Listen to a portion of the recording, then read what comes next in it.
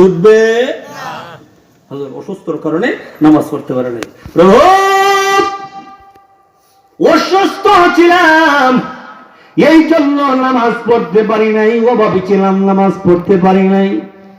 আল্লাহ রাব্বুল আলামিন বলেন, বান্দা রে তোর যুক্তি গ্রহণযোগ্য নয়।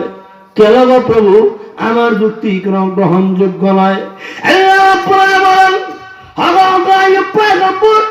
আপনি একটু এদিকে আসেন, বলুন তো দেখি আইয়ুব নবী অসুস্থ ছিলেন কিনা? আইয়ুব নবী অসুস্থ ছিলেন কিনা? এই একদিন নয়, 2 দিন নয়, দীর্ঘদিন পর্যন্ত হযরত আইয়ুব নবী অসুস্থ ছিলেন। আপনি আমার মতন সাধারণ অসুস্থ না। আইয়ুব নবীকে আল্লাহ সমস্ত শরীরের মধ্যে পোকা ধরেছিলেন। এটার একটা কারণ আছে, ওই দিক দিয়ে আমি যাব না, এটা আমার সাবজেক্ট না।